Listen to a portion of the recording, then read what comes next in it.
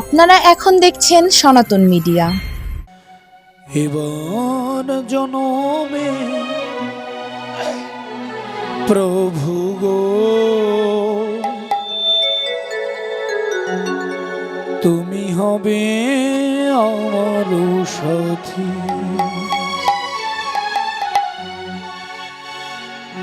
এবার জনমে প্রভু গো তুমি হবে আমার সাথী। জনমে জনমে তব মুখ পানে, জনমে জনমে তব মুখ পানে নীরবে চাহিয়া থাকি, তুমি হবে আমার সাথী। এবার জনমে প্রভু গো তুমি হবে আমার সাথী।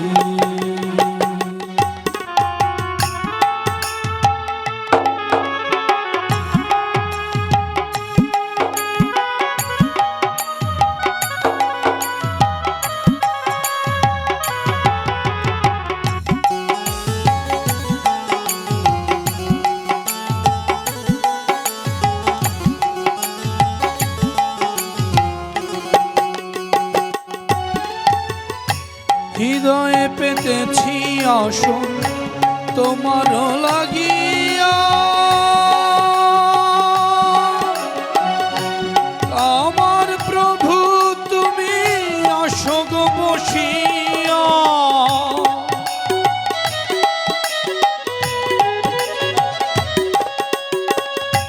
হৃদয়ে পেতেছি আসন তোমার লাগিয়া,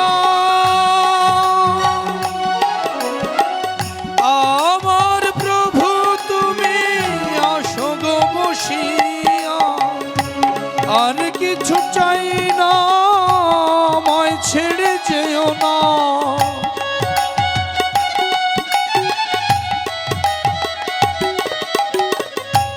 আর কিছু চাই না আমায় ছেড়ে যেও না, তব পদে শত মিনতি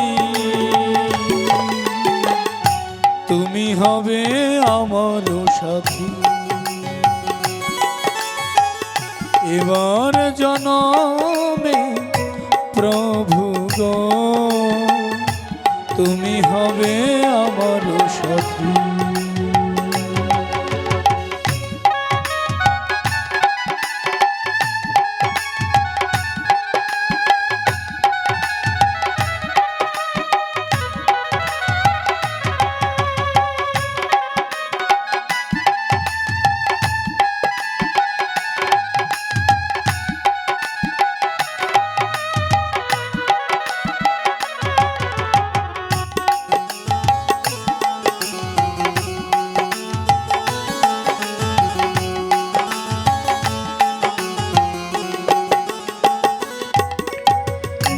জনমে জনমে রাখিও স্মরণে, জীবনে মরণে রাখিও চরণে,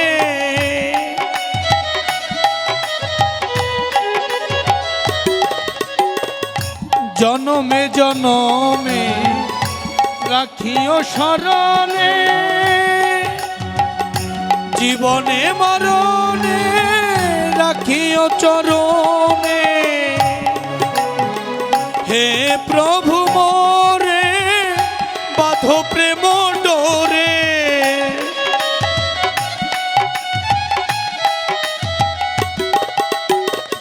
হে প্রভু মোরে বাঁধো প্রেম ডোরে, তব পদে শত মিনতি তুমি হবে আমার সাথী। এবার জনমে প্রভু গো তুমি হবে আমার সাথী। এবার জনমে প্রভু গো তুমি হবে আমার সাথী। জয় নিতাই গৌর রাধেশ্যাম। আমরা আর বেশি বিলম্ব না করে সেই ভাগবতের রমণীয় ধারায় প্রবেশ করব। আমরা জানব বৃন্দাবন থেকে গোবিন্দ যখন মথুরায় চলে গেলেন তখন গোপীগণ কতটা বিরহ ছিল, কতটা বিরহে কাতর ছিলেন। গোবিন্দ বৃন্দাবন থেকে আমাদের কলির জীবকে কি শিক্ষা দিয়ে গিয়েছিলেন, কি করতে বলেছিলেন, এই বিষয়গুলো নিয়ে আজকে আমরা জানার প্রচেষ্টা করব। গোবিন্দ যখন বৃন্দাবন লীলা সমাপ্ত করে মথুরার উদ্দেশ্যে গমন করলেন, মথুরায় গেলেন, মথুরায় গিয়ে কংসকে বধ করলেন।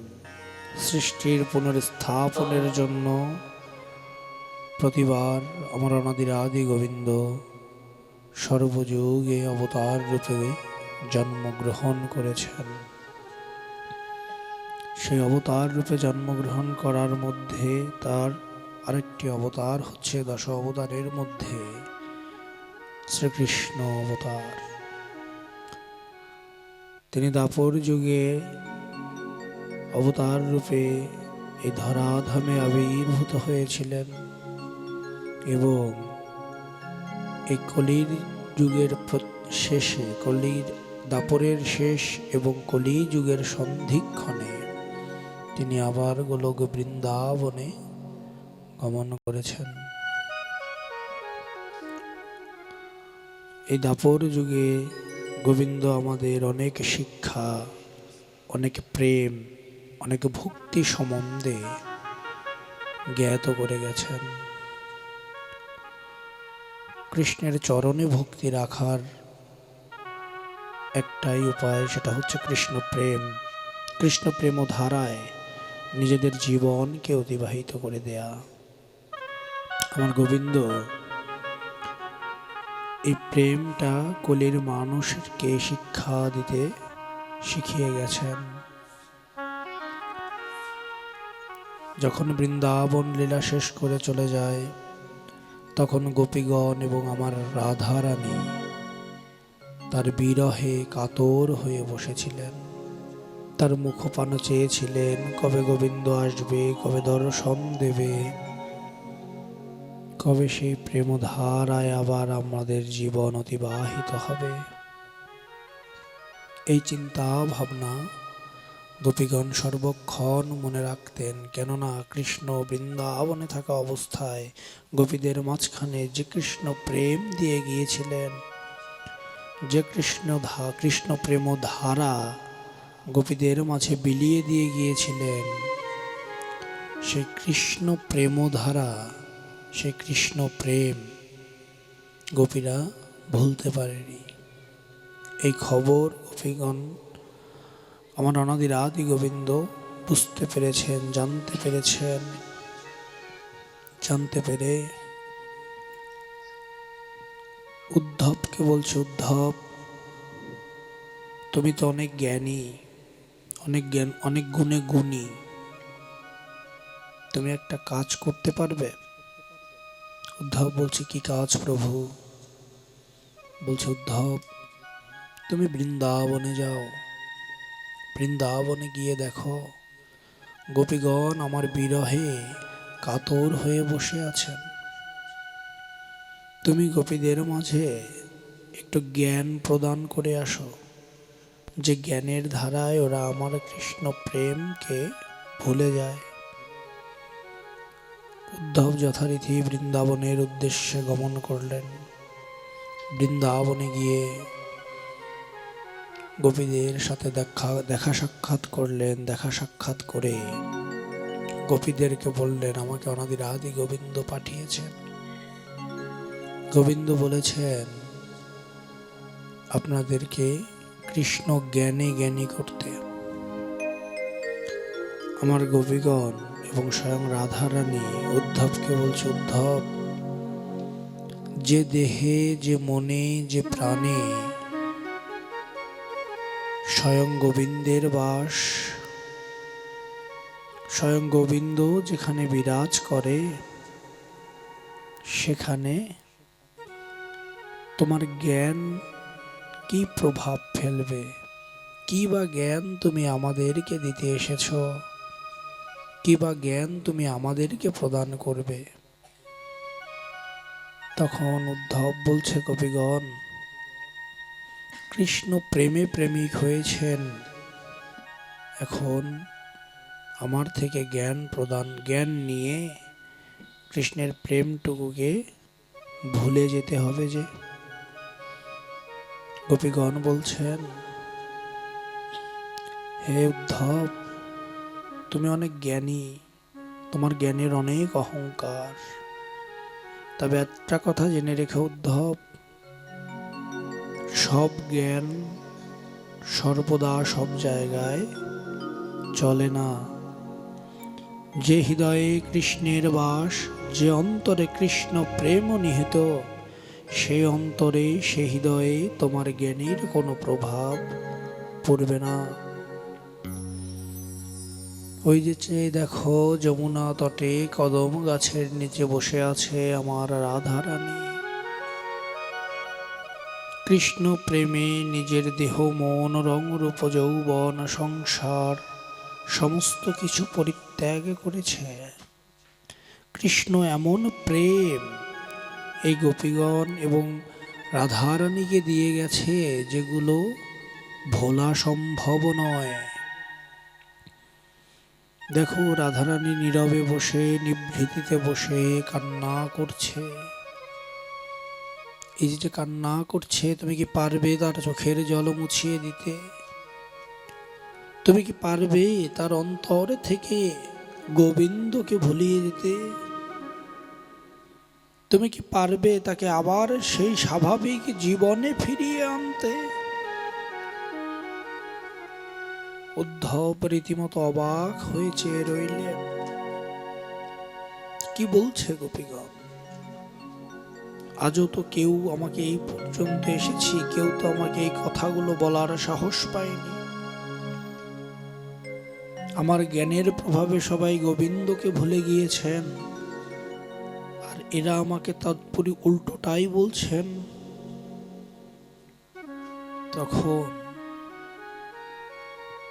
উদ্ধব মনে মনে চিন্তা করে যে কৃষ্ণ প্রেম কি, কৃষ্ণ রস কি, এই গোপীগণ কি প্রেমের মধ্যে, এত প্রেমের মধ্যে কি পেল? এটা তো তাহলে আজকে আমার জানতে হবে। তাহলে গোপীদের কাছ থেকে আমার জানতে হবে যে কৃষ্ণ প্রেমটা আসলে কি। কৃষ্ণ প্রেমে প্রেমিক হয়ে কেনই বা জীবনটাকে এভাবে শেষ করে দিচ্ছে তারা? সংসার ধর্ম পরিত্যাগ করে যমুনা তটে বসে এই যে কৃষ্ণ কৃষ্ণ কৃষ্ণ করছে, কি আছে এই কৃষ্ণ প্রেমে? এটা আমার আজকে জানতে হবে। এই চিন্তা করে উদ্ধব বলে, গোপীগণ, আমাকে একটু বলো তো, তোমরা এই কৃষ্ণ প্রেমে কি পেয়েছ?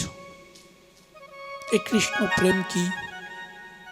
এই কৃষ্ণ প্রেমের শিক্ষাটা কি? কৃষ্ণ কি প্রেম তোমাদের এই বৃন্দাবনে দিয়ে গেছে আমাকে বলো। আমি তো এত বৎসর ধরে গোবিন্দের সাথে রয়েছি, কই আমাকে তো এই প্রেম গোবিন্দ দেয়নি।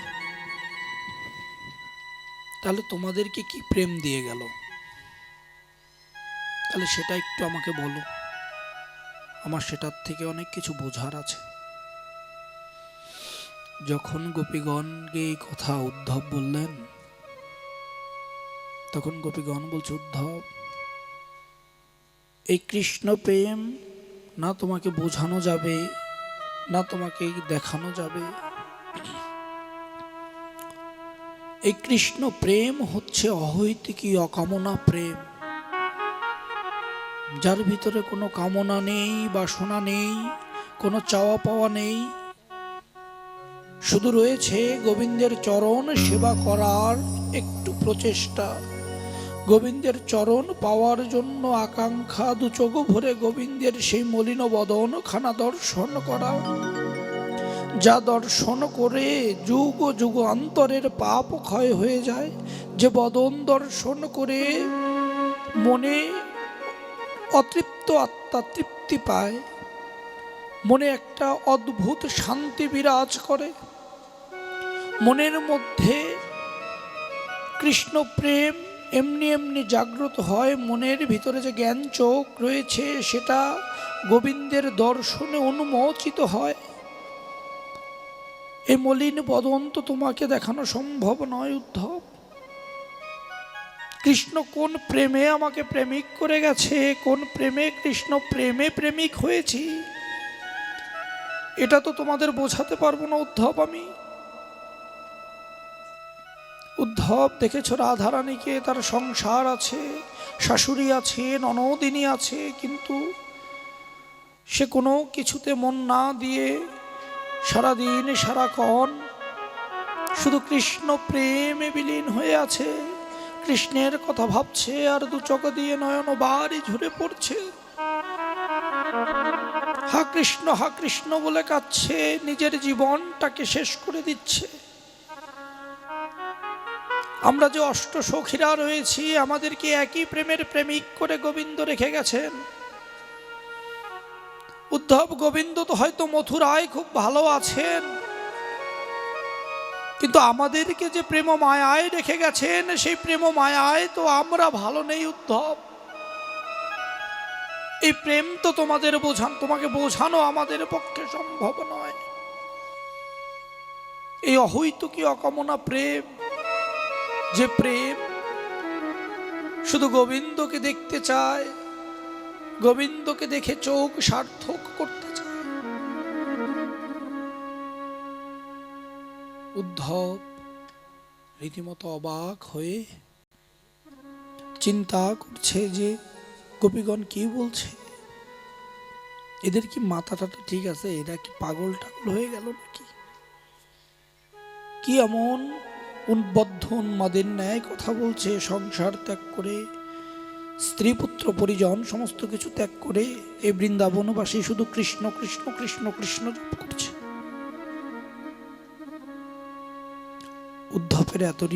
উদ্ধবের এতই কৃষ্ণের প্রতি ভক্তি ছিল, কিন্তু তিনি নিজেকে খুব জ্ঞানী মনে করতেন। যে এই জড়া জগতে আমার থেকে জ্ঞানী আর কেউ নেই, আমার জ্ঞানের কাছে কৃষ্ণের প্রেম বৃথা হয়ে যাবে। এই চিন্তাটা সবসময় উদ্ধব মনের মধ্যে রাখতেন। এই চিন্তা রাখা অবস্থায় গোবিন্দ ইচ্ছাকৃত উদ্ধবকে শিক্ষা দেওয়ার জন্য গোপীদের কাছে পাঠিয়েছিলেন, যাতে ওর এই অহমিকাটুকু দূর হয়ে যায়। গোপীগণ উদ্ধবকে বলছে, উদ্ধব, আমাদের জীবন যৌবন দেহ মন প্রাণ সব গোবিন্দকে আমি করেছি দান। গোবিন্দ বিনা আমার এই প্রাণের কোনো মূল্য নেই। আমি যে বেঁচে আছি, না মরার মতো বেঁচে আছি, জীবন্ত লাশ হয়ে বেঁচে আছি। কত যে লীলা, কত যে প্রেম বৃন্দাবনের মাঝে গোবিন্দ বিলিয়ে গেছেন, কত রূপ এই বৃন্দাবনবাসীকে দর্শন করিয়ে গেছেন, এটা তুমি জানো না উদ্ধব। উদ্ধব অবাক হয়ে গোপীদের কথা শুনছে, কোনো কিছু বলার মতো ভাষা পাচ্ছে না। কোনো ভাষা না পেয়ে উদ্ধব একটা কথাই চিন্তা করে, এদেরকে আজকে কৃষ্ণের কথা ভোলাতেই হবে যেভাবে হোক। এই চিন্তা করে উদ্ধব বলছে, ঠিক আছে, আমি তোমাদের কথা মানলাম, তাহলে আমার জ্ঞানটুকু তোমরা শোনো, আমি কি বলি সেটুকু শোনো। তখন গোপীগণ বলছে, ঠিক আছে, তুমি এত ইচ্ছা নিয়ে এসেছো, তাহলে বলো তুমি কি বলতে চাও। উদ্ধব বলছে, শোনো গোপীগণ, তোমাদের পরিবার আছে, তোমাদের সন্তান আছে, তোমাদের জীবনের এখন অনেকটা সময় পড়ে আছে, কেন গোবিন্দ গোবিন্দ করে নিজের জীবনটাকে শেষ করবে? গোবিন্দ তো এই ধরাধামে অবতার রূপে জন্মগ্রহণ করেছেন, গোবিন্দর তো আরো অনেক কর্ম রয়েছে, তাহলে তোমরা কেন গোবিন্দ গোবিন্দ করে জীবনটাকে নষ্ট করছো? তোমরা যাও না, নিজ নিজ কর্ম করো গিয়ে। গোপীগণ, আমার রাধা রানী মুচকি হেসে উদ্ধবকে বলছে, উদ্ধব তোমার কথা শেষ হয়েছে? উদ্ধব বলছে, হ্যাঁ। বলছে, উদ্ধব আমাদের সংসার কৃষ্ণ, আমাদের স্বামী কৃষ্ণ, আমাদের সন্তান কৃষ্ণ, আমার অন্তরে যে অন্তরাত্মাটা রয়েছে সেটাও কৃষ্ণ, সমস্তটাই কৃষ্ণ, কৃষ্ণ বিনা কিছু নেই। দেখুন কি প্রেম! আমার অন্তর কৃষ্ণ, আমার সন্তান কৃষ্ণ, আমার স্বামী কৃষ্ণ, কৃষ্ণকে সব দিয়ে দিয়েছে।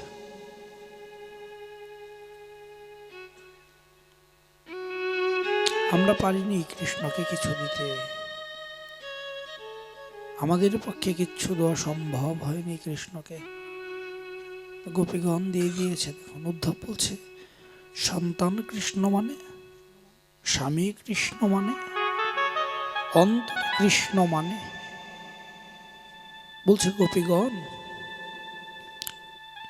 শোনো উদ্ধব,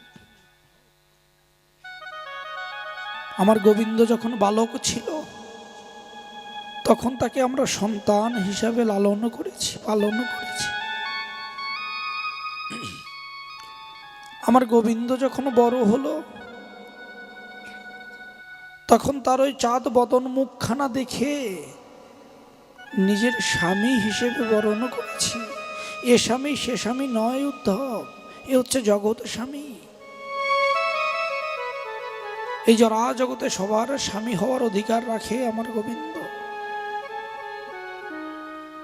আর অন্তরে কৃষ্ণ বলছো, আমাদের তো এই ধরাধামে আসতে হয়েছে কৃষ্ণের জন্য। এই অন্তরে যদি কৃষ্ণের বাস না হয় তবে কার বাস হবে?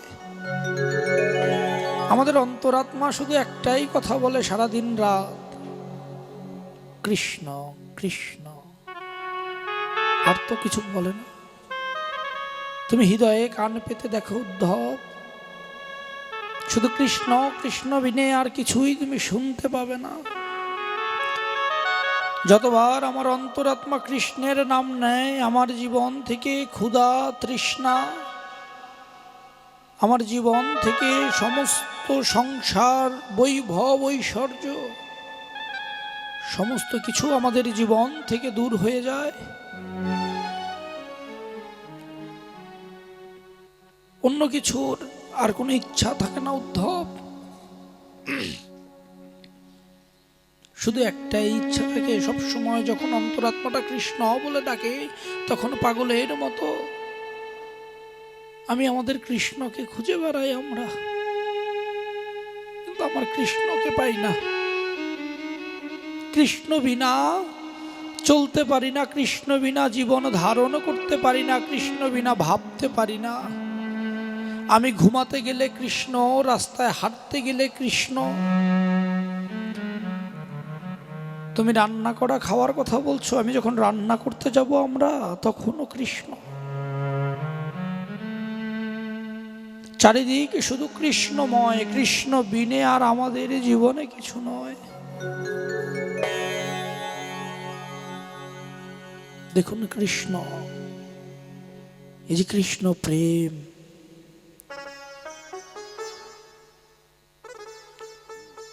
এ জীবনে গোপীগণ আর কিছু ইচ্ছাই করেনি, চাওয়া পাওয়াই ছিল না তাদের। উদ্ধব বলছে, গোপীগণ তাহলে একটা কাজ করো, আমাকে আরেকটু সবিস্তার কৃষ্ণের বর্ণনা দাও। কৃষ্ণ তোমাকে কি রূপ দেখিয়েছে, কি বদনা দেখিয়েছে, কি প্রেম করেছে, কি চুরি করেছে।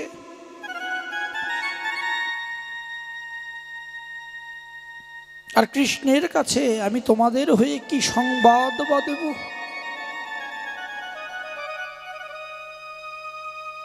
তখন উদ্ধব এই প্রশ্ন করার পরে গোপীগণ বলছে, হে উদ্ধব,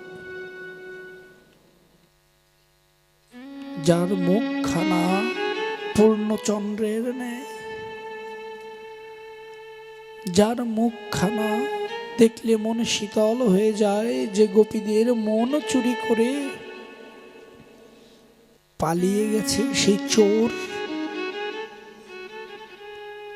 সেই চোরকে গিয়ে বলো আমার রাধারানী বিরহে কাতর হয়ে বসে আছে, তার পথ জানেছে, রাধে রাধে। আমার রাধারানী পথপানে চেয়ে বসে আছে, কবে গোবিন্দ আসবে, কবে গোবিন্দ এসে আবার দেখা দেবে, কবে গোবিন্দ এসে সেই প্রেমে আমাকে রাঙাবে, কবে গোবিন্দ এসে নিজের বক্ষ মাঝে জড়িয়ে ধরে বলবে আমি আবার এসেছি, আর তো ছেড়ে যাবে না, তাই গৌর হরি বল।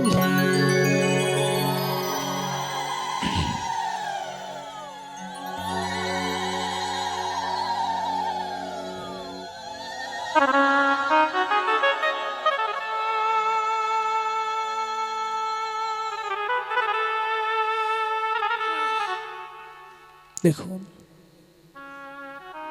কি প্রেম, কি ধারা জগৎকে শিক্ষা দিচ্ছে। এই যে কৃষ্ণ প্রেম, কৃষ্ণ রস ও সুধা আমাদের মন চুরি করে নিয়ে পালিয়ে গেল, আমাদেরকে একা করে দিয়ে চলে গেল সেই ননী চোরা। আজকে আমরা কাঙাল হয়ে পথে পথে খুঁজে বেড়াই, কিন্তু তার দর্শন কভু নাহি পাই। সে এমন প্রেমের পরশ আমাদেরকে লাগিয়ে গেছে, যাই যুগ যুগ যুগ যুগ আমাদের অন্তরে থেকে যাবে, এবং অন্তরটা প্রতিটা মুহূর্তে, প্রতিটা ক্ষণে, প্রতিটা সেকেন্ডে আমাকে ক্ষণে কুড়ে কুড়ে কুড়ে কুড়ে খাবে। বেদনায় বিভোর হয়ে পড়ে রয়েছি। এ বেদনা না কাউকে বলার মতো, ধপ না কাউকে বোঝানোর মতো।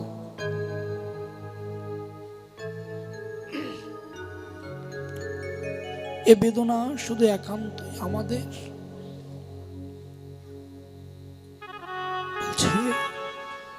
গোপীগণ দয়া করে আরেকটু সবিস্তার গোবিন্দের লীলা আমাদের বলো। তখনও বলছে উদ্ধব, তুমি কৃষ্ণের সবিস্তার কথা আর একটু শুনতে চাও, আরো শুনবে আমার গোবিন্দের কথা? বলে হ্যাঁ বলো, গোবিন্দের রূপ কেমন ছিল, কেমন রূপে তোমাদের সাথে রয়েছে, কেমন রূপে তোমাদেরকে দেখা দিয়েছে, কেমন রূপে তোমাদেরকে প্রেম শিক্ষা দিয়েছে, এটা একটু সবিস্তার বলো। আমার রাধারানী এক কোণে বসে ললিতাকে বলছে, ললিতা ওর যখন এতই ইচ্ছা, তাহলে ওকে বলে দে যে আমার কি কি চুরি করে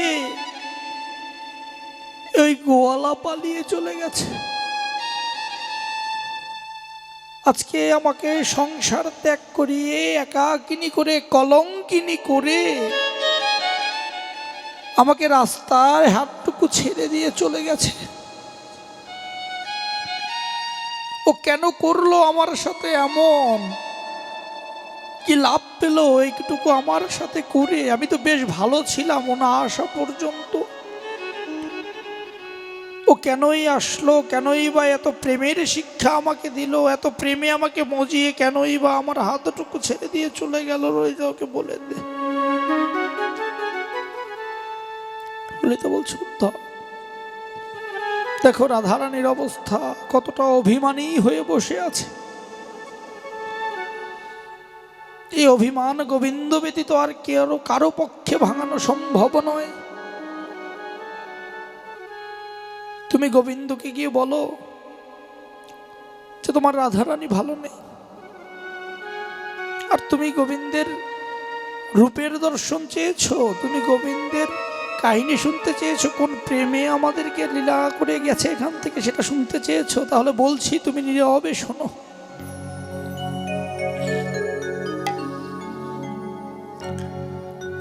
গোপী জন মন চোর গিরিধারী নাগর, রাখো মিনতি তব পায়।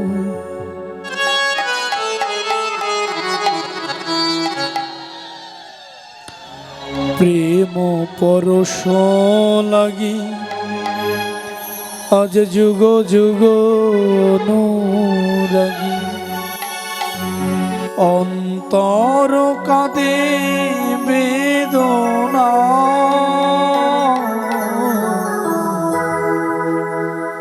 রাখো মিনতি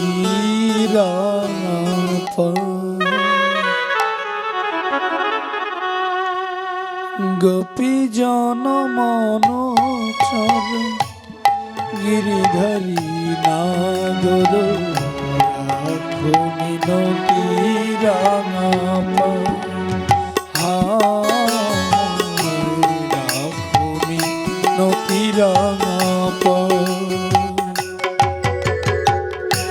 প্রেম পরশ লাগি যুগ যুগ অনুরাগী, অন্তর কাঁদে বেদনা, রাখো মিনতি রাঙা রাখো মিনতি রাঙা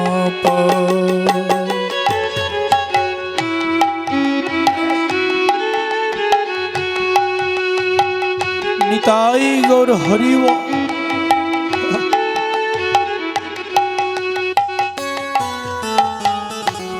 তুলসী কুসুম তলে রক্ত চরণ তলে, পুলকিত তনু মন প্রাণ,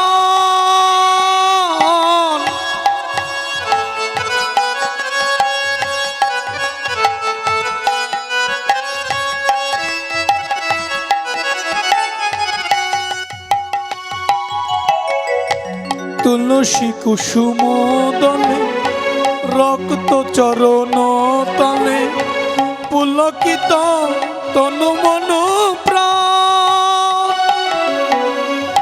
হে হরি মাধব দাও হে করুণা তব,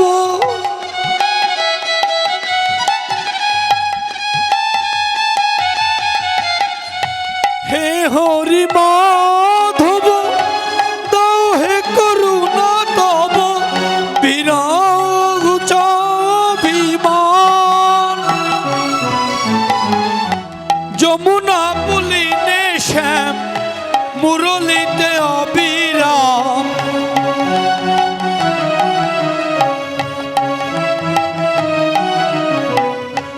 যমুনা পুলিনে শ্যাম মুরলিতে অবিরাম, রাধা নামে সুর সুর ছা,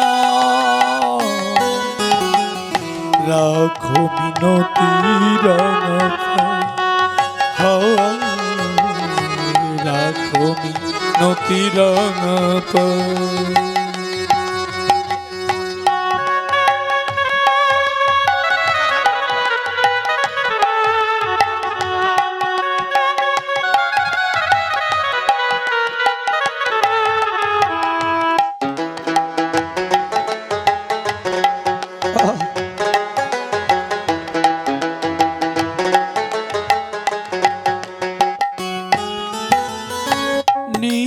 জলদোষম কুন্তলয় অনুপম শোভিতায় শ্যামশিকি পাখা নীল জলদোষম কুন্তলয় অনুপম শোভিতায় শ্যামশিকি পাখা চির বিজরি শিখা ললটে চাঁদের টিকা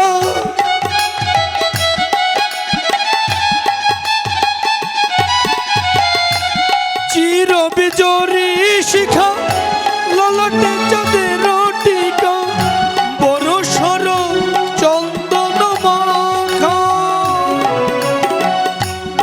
হে হরি মাধব দাও হে করুণা তব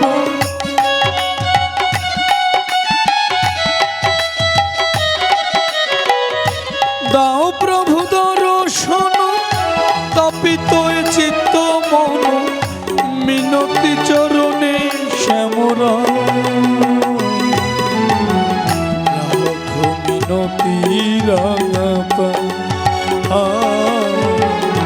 রাখো মিনতি রাঙা গোপী জন মন চল গিরিধারী নাগর রাখো মিনতি রাঙা রাখো মিনতি রাঙা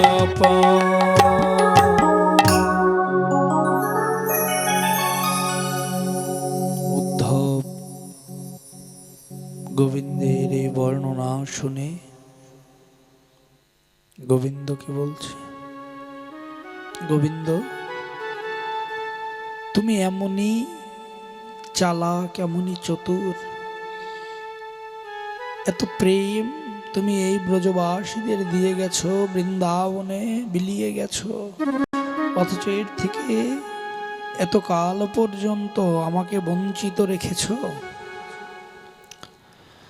গোবিন্দ তুমি তো আমাকে বঞ্চিত রেখেছো, তবে আজকে যে লীলার কথা আমি শুনলাম, তোমার যে রূপের মাধুরী আমি শুনলাম, সেই রূপের মাধুরী সেই লীলা আমার অন্তরে তো গেঁথে গেল। গোবিন্দ আমার ভিতরে যে জ্ঞানের অহংকার ছিল, আমার ভিতরে যে জ্ঞান নিয়ে গর্ব ছিল, যে অহমিকা ছিল,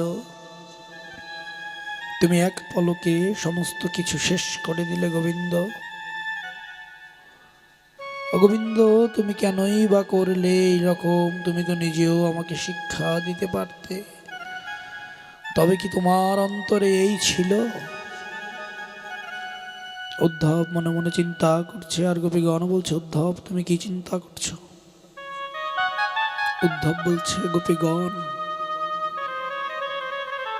যে প্রেমের ধারা, যে প্রেমরস তুমি আমাকে শোনালে, আমাকে আস্বাদন করালে, সে প্রেম ধারা প্রেমরস আমার অন্তরে গেঁথে গেছে। আমার অন্তর থেকে সমস্ত অহমিকা দূর হয়ে গেছে। আমি এখনই মথুরা অভিমুখে যাত্রা করব, আর যাত্রা করে গোবিন্দকে গিয়ে বলবো, গোবিন্দ যে প্রেমে তুমি গোপীগণকে প্রেমিক করে এসেছো, যে প্রেমে গোপীগণকে তুমি ছেড়ে এসেছো, গোপীগণ তো কেউ ভালো নেই। গোবিন্দ গোবিন্দ তুমি কৃপা করে এই গোপীগণের বেদনা বিমোচন করো, তুমি চলে যাও, তুমি ওদের কাছে গিয়ে ওদেরকে আবার তোমার প্রেমে মগ্ন করো। উদ্ধব এই বলে গোপীগণের থেকে বিদায় নিয়ে চলে এসেছেন মথুরায়। এসে গোবিন্দকে বলছে, গোবিন্দ আজি যে শিক্ষা তুমি আমাকে দিলে, যে ভাব ধারা তুমি আমাকে দিলে, যে অহমিকা তুমি অন্তর থেকে দূর করে দিলে, এই অহমিকা আমার হৃদয়ে আর কখনো এই জন্ম নেবে না। তবে গোবিন্দ তোমার কাছে একটা কথা জানিয়ে রাখি, রাধা রানী যমুনা তটে আজও তোমার জন্য অপেক্ষমান। তোমার পথ পানে চেয়ে ক্ষুধা তৃষ্ণা ভুলে সে আজি সেজে তেজিবে প্রাণ। সে যে পণ করেছে যতদিন না পাবে তোমার দর্শন, সে না করিবে এই দেহের মধ্যে ক্ষুধান্ন গ্রহণ।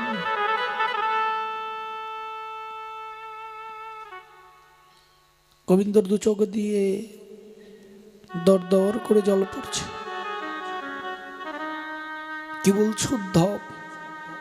রাধাই পণ করেছে? হ্যাঁ গোবিন্দ।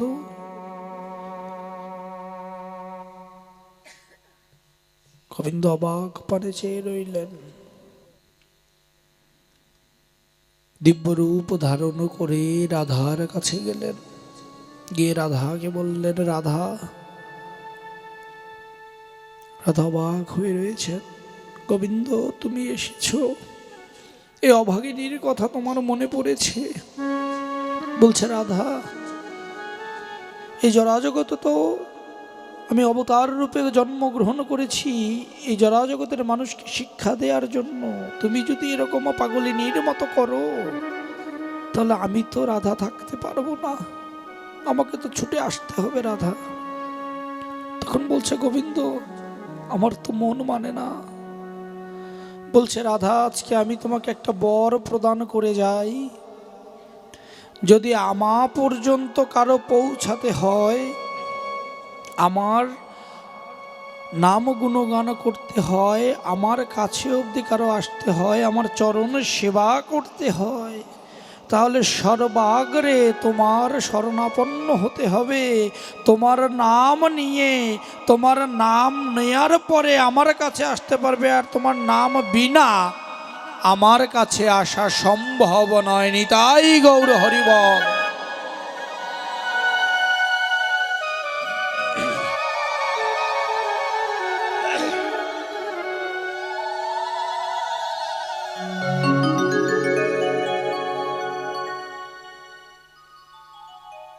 রাধারানী অবাক পানে চেয়ে রইলেন। রাধারানী বললেন, গোবিন্দ এ কি কথা তুমি বললে? বলছে, হ্যাঁ রাধা, যদি আমাকে কারো পেতে হয় সবার আগে তোমার নাম নিতে হবে। রাধা বিনা কৃষ্ণ অসম্পূর্ণ থেকে যাবে, কৃষ্ণের কোনো পূর্ণতা পাবে না যদি কৃষ্ণের আগে রাধাকে স্মরণ করা না হয়। নিতাই গৌর হরিবল। দেখুন, এজন্য কিন্তু আমরা বলি রাধা কৃষ্ণ, আগে রাধা পরে কৃষ্ণ, কারণ কৃষ্ণ অসম্পূর্ণ থেকে যাবে রাধা বিনা। রাধা মাধ্যম, রাধাকে মাধ্যম করে কৃষ্ণের চরণে যেতে হবে। রাধা বিনা কৃষ্ণ অসম্পূর্ণ, তেমনি আমাদের জীবনেও রাধা কৃষ্ণ দুজনের বসবাস।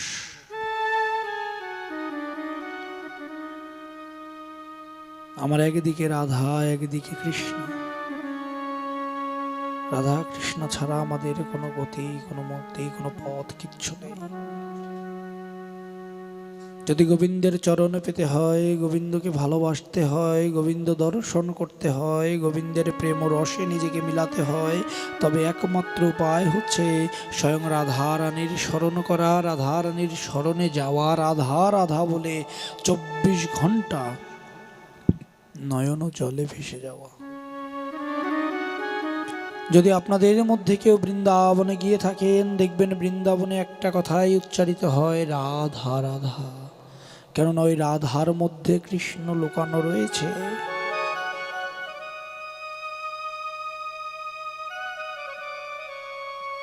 ওই রাধা নামে কৃষ্ণ লুকানো রয়েছে। রাধা বিনা কৃষ্ণ সম্পূর্ণ, রাধা বিনা কৃষ্ণের কোনো অস্তিত্ব নেই। এজন্য আমার গৌরাঙ্গ মহাপ্রভুও ছিলেন অন্তরে রাধা বাহিরে গৌর। তিনি অন্তরে রাধা ভবদূতী ছিলেন। একই অঙ্গে রাধা কৃষ্ণের বহির্প্রকাশ হয়েছিল এই কলি যুগে। তদুপরি আমাদের প্রত্যেককে এই রাধা ভাবে বিলীনে থাকতে হবে। রাধা বিনা আমাদের জীবন অসম্পূর্ণ থেকে যাবে। রাধা বিনা আমাদের কোনো অস্তিত্ব থাকবে না। দেখুন, কিছুদিন আগে দোল গিয়েছে না? রং খেলেছেন না আপনারা? অনেকে খেলেছেন। এই রং খেলারও গোবিন্দ বৃন্দাবনে লীলা করে গেছেন। রং খেলতেন আমার গোবিন্দ, রং নয় আবির খেলতেন। সে আবির ছিল রাধা কৃষ্ণের প্রেম। ওই আবির রঙে রাঙাতেন মানে নিজেদেরকে রাঙাতেন। কৃষ্ণ প্রেমে, কৃষ্ণ ভাবধারায় নিজেদেরকে বিলীন করে দিতেন। ওই আবির রঙে নিজের অন্তরকে রাঙিয়ে দিতেন। জগৎকে শিক্ষা দিতেন যে হে জগতের জীব, তোমরা আবির খেলো, রং খেলো, কিন্তু কৃষ্ণ প্রেমে রং খেলো। এই আবিরের মধ্যে কৃষ্ণ রাধার অন্তরে বাস করিয়ে তারপরে খেলো। আবির খেলতে গেলে আগে গোবিন্দের চরণে দিতে হয়, পরে পিতামাতা বয়োজ্যেষ্ঠের চরণে দিতে হয়, পরে একে অপরকে আবির রঙে রাঙাতে হয়। দোল মানে কিন্তু ভূত হয়ে থাকা নয়। দোল মানে মদ খাওয়া নয়।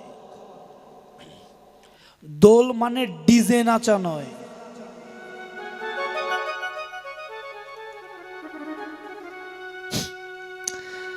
না, অতি দুঃখে হাসি পায়। গতকালকে ফেসবুকে একটা জিনিস দেখলাম, আপনারা অনেকে দেখেছেন কিনা জানি না। দেখুন সনাতন ধর্ম কোথায় চলে গেছে। আমার ওইখান থেকে বেশি দূরে নয়, কদমবাড়ি।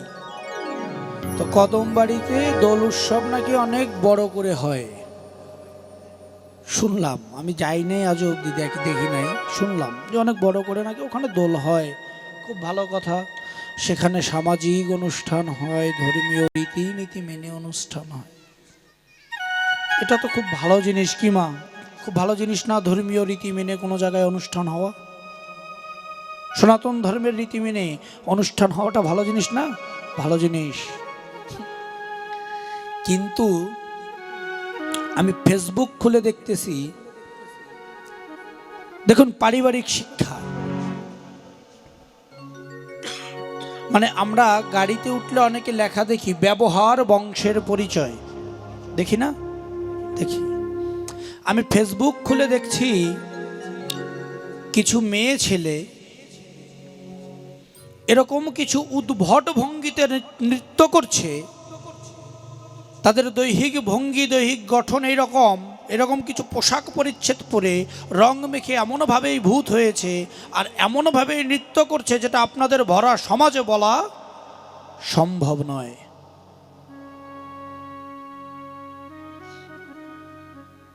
তাহলে এদের পরিবারের কোনো শিক্ষা নেই। আজকে এদের জন্য সনাতন ধর্ম অধঃপতনে চলে যাচ্ছে। তাহলে আমার সনাতন ধর্মে তো ডিজে নাচা নাই আছে? আমার সনাতন ধর্মে ডিজে নাচা আছে? মদ খেয়ে মাতাল হয়ে পড়ে থাকা আছে? এখন যে কোনো অনুষ্ঠান হলেই আমরা মদ খেয়ে মাতাল হয়ে রাস্তায় পড়ে থাকি ভূত হয়ে। অথচ দেখুন আমার সনাতন ধর্ম কিন্তু এইটার প্রপার ব্যাখ্যা দেয়নি। এটা কিন্তু শাস্ত্রসম্মত নয়।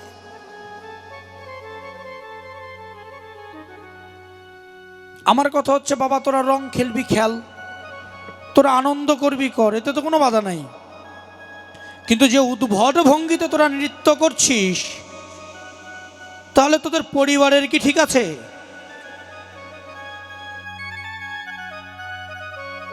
এইগুলোরে এই মায়েদেরকে বলছি, এই সন্তান যারা আছে এখানে ছোট বাচ্চা, বাবাদেরকে বলছি এদেরকে শিক্ষা দেবেন।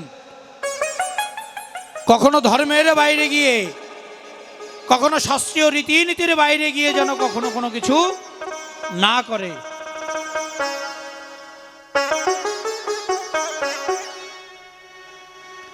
দেখুন এই যে মায়েরা বসে আছেন,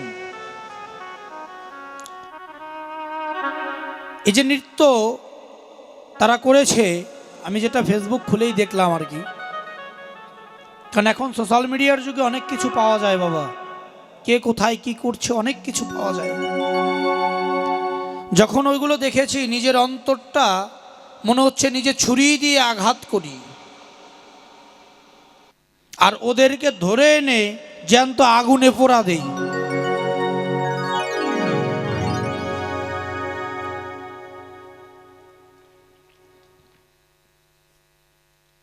হয় ভালো হবি, না হয় নষ্ট হয়ে যাবে, একদম বেদের বাইরে হয়ে যাবি। আজকে দেখুন কত মানুষ আমাদের মধ্যে ধর্মান্তরিত হচ্ছে না? কেন হচ্ছে?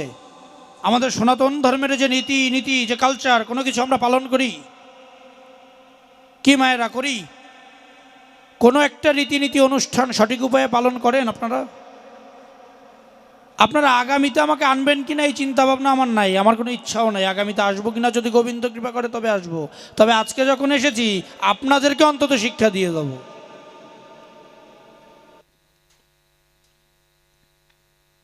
আমার সনাতন ধর্মের রীতি অনুযায়ী যতটুকু রয়েছে তার বাইরে গিয়ে কখনো, মায়েরা আপনাদের চরণ দুটো ধরে অনুরোধ করি, তার বাইরে গিয়ে কখনো কেউ কোনো উদ্ভট কর্মকাণ্ড করবেন না।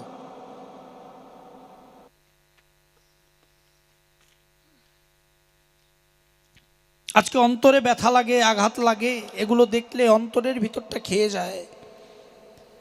যেমন সনাতন ধর্মকে শিক্ষা দিয়েছে, এই দোলের মর্মা মাহাত্ম্যই তো কেউ জানে না। 540 বছর পরে এই তিথি, এই নক্ষত্র, এই ক্ষণ এসেছে বাবা, 540 বছর আগে এসেছিল।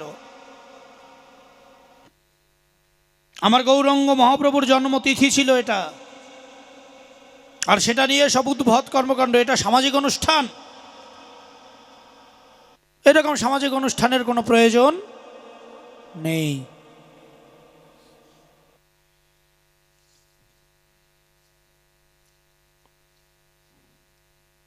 তাই কদমবাড়িবাসীদের বলবো, যেহেতু আমার ইউটিউব চলছে, আমি কদমবাড়িবাসীদের এই ইউটিউবের মাধ্যমে একটা বার্তা পাঠাবো। আপনাদের কাছে অনুরোধ,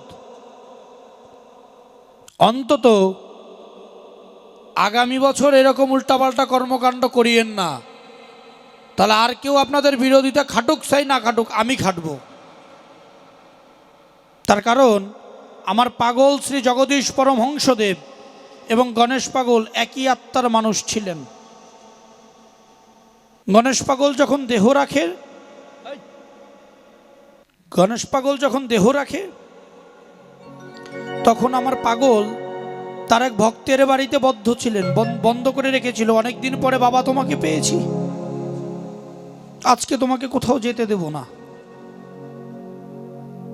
তখন আমার পাগলের কাছে খবর চলে যায় যে গণেশ পাগল এই ধরাধাম থেকে চলে গেছে। উনি বদ্ধ ঘর থেকে দিব্য শরীর ধারণ করে পৌঁছে গিয়েছিলেন কদমবাড়িতে। গিয়ে গণেশ পাগলকে নিজে হাতে মাটি দিয়ে এসে বলছে, ওরে আমার এক পাগল চলে গেছে। বলে কোন পাগল চলে গেছে? বলে আমার গণেশ তো দেহ রেখেছে রে, গণেশ আমাকে ছেড়ে চলে গেছে। আমি নিজের হাতে গণেশকে মাটি দিয়ে চলে আসলাম। যে ভক্তের বাড়িতে করেছে সেই ভক্ত চিন্তা করে ওনাকে আমি ঘরে তালা বন্ধ করে রেখে গেছি, আর উনি এইসব কি কথা বলছে। উনি কি করেছে? কদম বাড়িতে লোক পাঠিয়েছে, আদৌ গিয়ে দেখো তো গণেশ পাগল দেহ রেখেছে কিনা। যখন গিয়ে দেখে যে হ্যাঁ সত্যি গণেশ পাগল দেহ রেখেছে, বলছে বাবারা কালকে কি জগদীশ গোসাই এসেছিল? বলছে হ্যাঁ, উনি তো নিজের হাতে এসে পাগলকে ঘর থেকে বের করে এরপরে সমাধিস্থ করে গেছে। আর সেরকম একজন মহামানবের ওইখানে, একটা মহামানবের জায়গায় যদি এই ধরনের কুকর্ম চলে, তাহলে এর থেকে দুঃখ আর কিছু থাকে বাবা আমাদের সনাতন ধর্মে থাকে? আজকে দেখুন আমাদের এই বৃহত্তর ফরিদপুরে কতগুলো পুণ্যতিথি। ওরাকান্দিতে হরিচাঁদ ঠাকুর, গুরুচাঁদ ঠাকুর এসেছেন, কদমবাড়িতে গণেশ পাগল এসেছেন, কেন্দুয়ায় আমার পাগল জগদীশ ফটিক গোসাই এসেছেন, এই যে শরীয়তপুরে রাম ঠাকুর এসেছেন। এইটুকুর মধ্যে কতগুলো মহাপুরুষ আবির্ভাব করেছেন। এগুলো একটা পুণ্যতিথি না বাবা? এইটুকুর মধ্যে এই পুণ্য তিথিতে, এই পুণ্য মাটিতে যদি এই ধরনের উদ্ভট কাজ হয়, এই ধরনের উদ্ভট জিনিস হয়, তাহলে কি নিজের অন্তরে আঘাত লাগে না? গণেশ পাগল তো এই শিক্ষা দেয় নাই, তিনি তো কৃষ্ণ নামে মত্ত ছিলেন, তিনি তো কৃষ্ণকে ভালোবাসতেন, কি বাবা, তাই তো? তাহলে তার ওইখানের লোকজন যারা গণেশ পাগলের নামে চলে, তারা যদি এই ধরনের উদ্ভট কর্মকাণ্ড করে, তাহলে অন্তরে কতটা ব্যথা লাগে বাবা, কতটা আঘাত লাগে।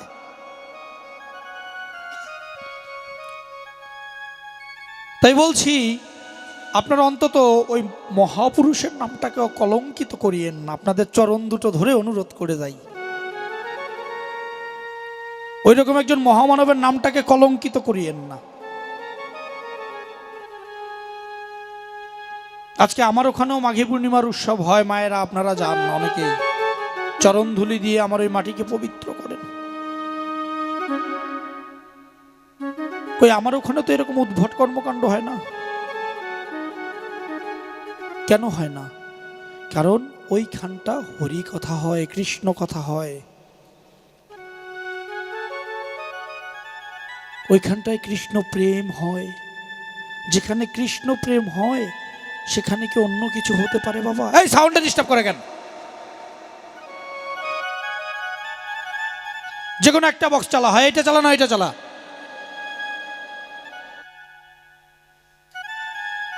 পাঠে ওঠার পরের থেকে বিরক্ত লাগতেছে।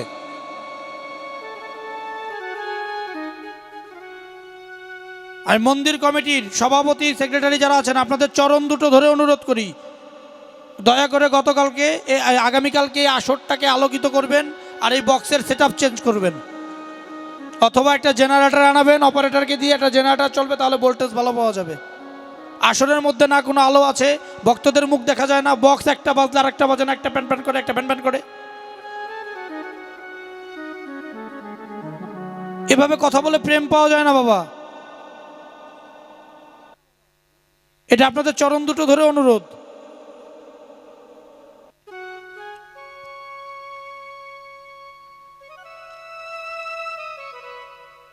তো মায়েরা, আপনাদের কাছে অনুরোধ করে যাই, যে ছোট সন্তানগুলো আমাদের বাড়িতে বড় হচ্ছে,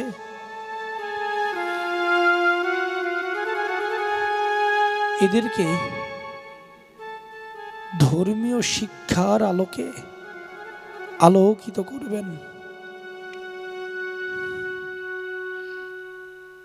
ধর্মীয় শিক্ষার আলোকে আলোকিত করলে এদের জীবনটা পবিত্র হবে, এদের জীবনের ভাবধারাটা পরিবর্তন হবে, এদের জীবনটা সুন্দর হবে। ও বাবা, আমাদের সনাতন ধর্ম আমাদেরকে শিক্ষা দেয়, কি শিক্ষা দেয় জানেন?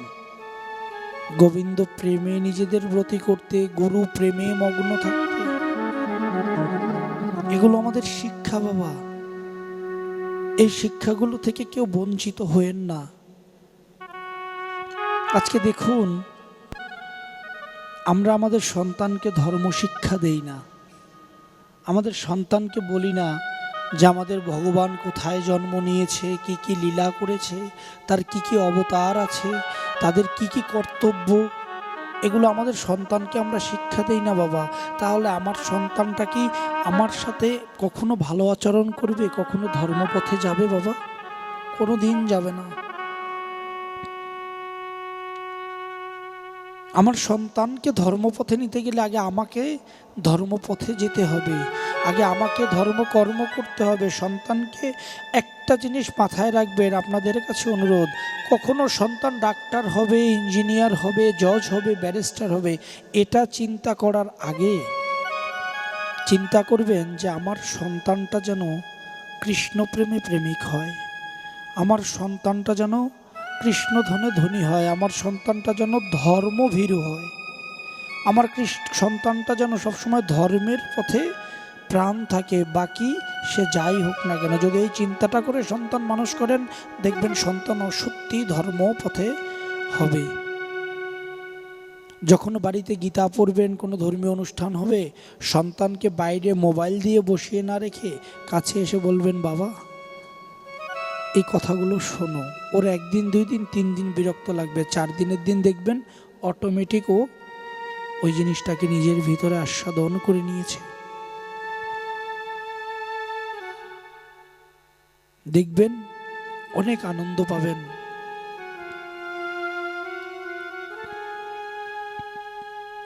এই জন্য আমাদের প্রত্যেকের সন্তানকে শিক্ষা দেওয়ার দরকার আছে।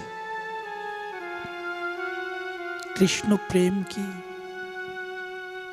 গোবিন্দ কি কি করেছেন, আমাদের জন্য কি কি বলে গেছেন।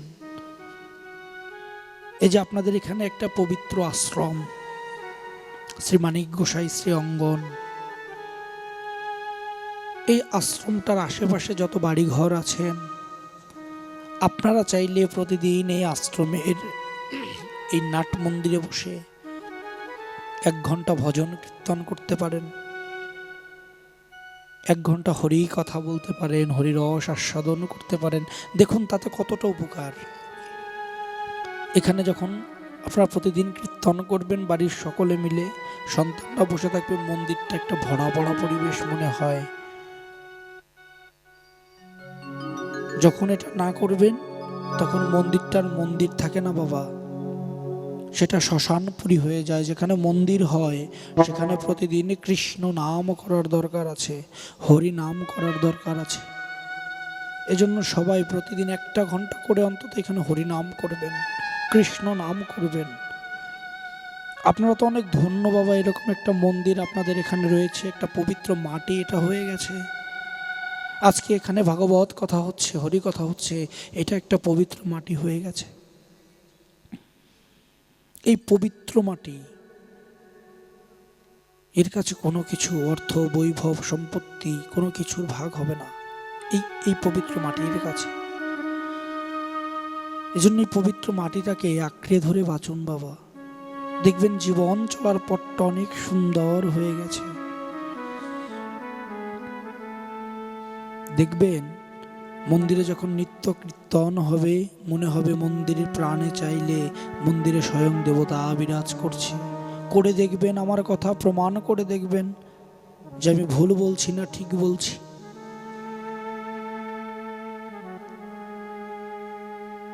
মন্দিরের ভিতরে একটা অন্যরকম পরিবেশ ক্রিয়েট হয়ে যাবে, অন্যরকম একটা পরিবেশ তৈরি হয়ে যাবে, শীতল হয়ে যাবে মন্দিরের চারিটা পাশ। আপনারা তো অনেক ভাগ্যবান, এরকম একটা মন্দির আপনাদের রয়েছে।